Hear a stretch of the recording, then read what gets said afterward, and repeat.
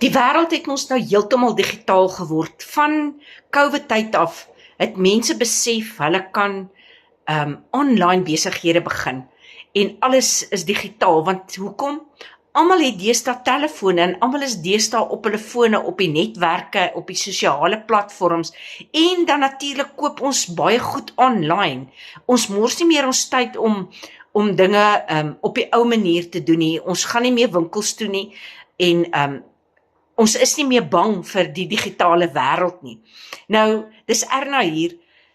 Ek is een van daai wat vir my 'n online besigheid begin het, omdat ek verlede jare weduwee geword het en ek het besef my geldsake is benard. Ek gaan nie die mas opkom nie, ek sink al hoe dieper en dieper. En ek het gesoek na iets om te doen en ek het vir my hierdie online besigheid in die digitale wêreld gekoop en ook dan in die Legacy Builders program. Nou julle, digitaal is regtig nie moeilik nie. Digitaal is maklik. Jy leer dit so vinnig. Ek het geen ondervinding gehad nie. Julle, ek was so dom as grond met al hierdie goeders. En ek het vinnig geleer. Ek het in 2 dae se tyd geleer om apps te gebruik wat ek nooit eers gedink het ek gaan nodig kry nie. So, toe ek hierdie besigheid koop, het dit outomaties waarde tot my lewe toegevoeg. Hoekom? Want dit het my geleer om uit my comfort zone uit te gaan. Dit het my geleer om nuwe goed te doen.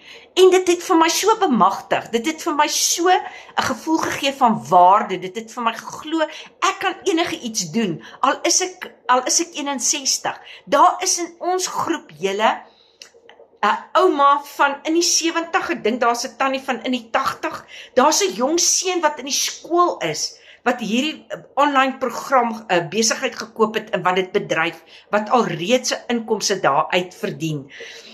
Ek is so opgewonde oor hierdie besigheid. Ek kan nie vir jou vertel nie, want soos ek sê, dis nie net vir my 'n inkomste nie, dit het vir my baie meer waarde as net hierdie gemoedsrus van 'n ekstra inkomste.